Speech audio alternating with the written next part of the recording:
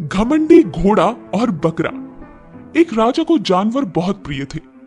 राजा ने अपने राज्य में हर प्रकार के जानवरों को इकट्ठा कर रखा था।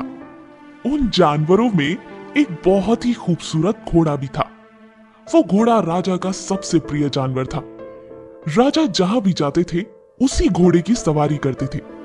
दिन भर राजा को अपनी पीठ पर लादे लादे उस बेचारे घोड़े की कमर टूट जाती थी। हालांकि घोड़े की खातिरदारी भी जमकर होती थी। अलग अलग तरह के बढ़िया और जायकेदार पकवान उस घोड़े के लिए बनवाए जाते थे। सभी जानवरों में से उस घोड़े को सर्वश्रेष्ठ माना जाता था। बड़े बड़े हाथी भी घोड़े को झुककर सलाम करते थे। अब घोड़े को धीरे धीरे घमंड होने लगा। सब लोग मेरी तारीफ करते हैं। मैं ही जंगल का सबसे बलवान और सबसे शानदार जानवर हूँ। सभी जानवर मेरे आगे फीके हैं। मैं सुंदर हूँ और राजा मेरे को सबसे ज्यादा पसंद करते हैं। मेरे बिना राजा की क्या औकात। जिस दिन मैं नहीं रहूंगा राजा का सम्मान भी खत्म हो जाएगा। लिहाजा घोड़े ने तय किया कि अब वो सिर्फ अपनी मर्जी चलाएगा। अगले दिन घोड़ा बीमार होकर बैठ गया। सभी जानवरों ने उसे समझाया, अरे भैया, तुम ऐसा क्यों कर रहे हो? राजा के जाने का समय हो रहा है। जल्दी से अपनी तबीयत ठीक करो, वरना राजा नाराज हो जाएंगे। लेकिन घोड़ा टस से मस नहीं हुआ। जब राजा को इस बात का पता चला तो राजा ने घोड़े के लिए शाही वैद्य को बुलवाया। वैद्य ने घोड़े को देखा और बोला, ये घोड़ा अब दौड़ने लायक नहीं रहा है महाराज। अगर ये अगले 3 दिनों में उठकर खड़ा नहीं हुआ तो इसे मार देना ही अच्छा होगा। सारे जानवर ये सुनकर हैरान हो गए थे, लेकिन घोड़ा अभी भी अपने घमंड में था। मुझे कैसे मार सकता है ये राजा? आखिर उसकी जान मुझ में ही तो बसती है। ऐसा नहीं करेगा ये राजा। अगर मैं मरा तो राजा का मान सम्मान भी खत्म हो जाएगा। बड़ा आया ये वैद, मार देना इस घोड़े को। हाँ, मेरे जैसा सुंदर घोड़ा भला क्या है इस पूरे जंगल में। इसी सोच के साथ 2 दिन और बीत गए। घोड़ा खड़ा नहीं हुआ। लेकिन कुछ दिन यूं ही बीतने के बाद घोड़े को यह एहसास हो चुका था कि अब राजा की नजरों में उसकी उतनी कीमत नहीं थी। घोड़ा अब परेशान और दुखी रहने लगा था।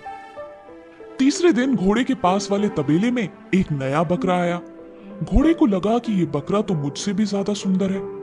कहीं ये बकरा मेरी जगह ना ले ले।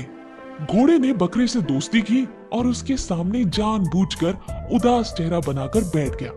बकरे ने घोड़े को दुखी देखा तो बेचारे ने अपने दोस्त से पूछ ही लिया, क्या हुआ दोस्त, तुम इतने उदास क्यों हो? घोड़े ने अपनी कहानी उस बकरे को बताई कि किस तरह उसने अपनी इज्जत राजा की नजरों में एकदम गिरा दी है। बकरे ने घोड़े को दिलासा दिया और कहा, चिंता मत करो दोस्त, मैं तुम्हारे लिए राजा से बात करूंगा। तभी राजा ने बकरे को बुलावा भेजा। जब बकरा राजा के पास पहुंचा तो उसने राजा से घोड़े की खूब तारीफ की और ये भी बताया कि घोड़ा राजा को बहुत चाहता है। राजा ये सुनकर खुश हो गया और उन्होंने राज्य में शाही भोज का ऐलान कर दिया। अगले दिन घोड़ा तो खुशी खुशी वापस राजा की सवारी बन गया, लेकिन बेचारा बकरा शाही भोज में पक गया। तो इस कहानी से हमें क्या सीख मिलती है?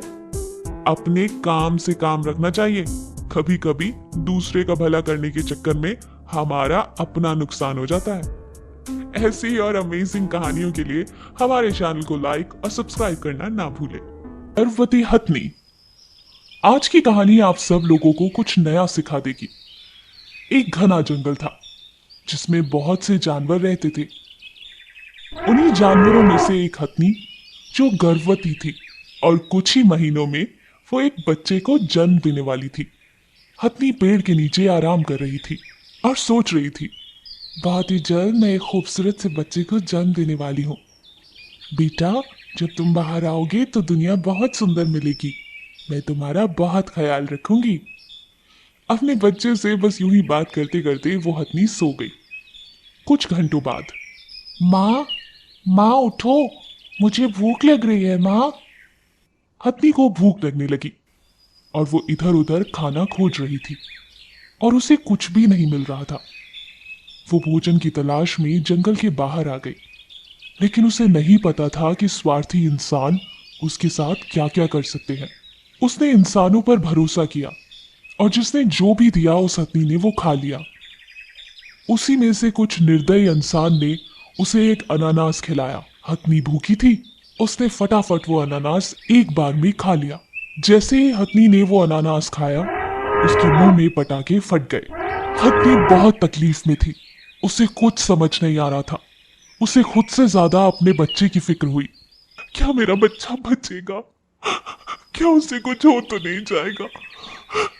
बेटा मुझे माफ कर देना, मैंने न जाने कैसे इंसानों पर भरोसा कर लिया। मुझे लगा वो भी हमारी तरह होंगे, एक दूसरे का दर्द समझते होंगे। मुझसे बहुत बड़ी भूल हो गई बेटा। हथनी बहुत कष्ट में थी, उसे कुछ समझ नहीं आ रहा था। वो अपने अंदर पल रहे बच्चे को लेकर बहुत परेशान थी। वो जल्दी जल्दी वहां से बाहर निकली।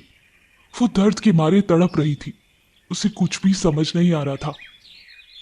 रास्ते में भागते हुए हथनी की मदद किसी ने नहीं की। वो भागते भागते वापस अपने जंगल में पहुंची और वहां एक तालाब के किनारे पानी के अंदर चली गई। पानी में आने की वजह से उसे पटाखों से हुए जलन और दर्द में राहत मिली।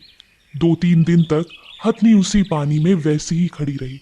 उसका मुंह पूरी तरह से घायल हो चुका था, वो कुछ भी खा या पी नहीं सकती थी। पेट में पल रहा बच्चा बुरी तरह से भूख से तड़प रहा था। हथनी भी अब कमजोर हो रही थी। तब वन के अधिकारियों ने घायल हथनी को पानी से बचाने के लिए उसकी चोट का इलाज करने का योजना बनाई। हथनी बहुत तकलीफ में थी। वो अपने बच्चे से मन ही मन बात कर रही थी। बेटा तुम बहुत खूबसूरत हो। क्या हुआ कि मेरे साथ एक धोखा हुआ। दुनिया फिर भी बहुत प्यारी है। मैं तुम्हें इस दुनिया में लाना चाहती हूँ। तुम इधर उधर भागो खेलो, मैं ये देखना चाहती हूँ। लेकिन मुझे इस बात का अफसोस है कि शायद मैं तुम्हें खो दूंगी। मुझे लगता है कि ये फल मुझे मार देगा। हथनी के अंदर से आवाज आई, माँ, मनुष्य हमें क्यों मारना चाहते हैं? माँ, मैं ठीक से सांस भी नहीं ले पा रहा हूँ। क्या हो रहा है माँ? माँ, माँ। लेकिन इससे पहले कि वो कुछ कर पाती, गर्भवती हथनी पानी में खड़े होकर दर्द से अपनी लड़ाई हार गई और उसकी आंखें आंसुओं से भरने लगी। एक इंसान की गलती की सजा एक गर्भवती हथनी को उसके बच्चे को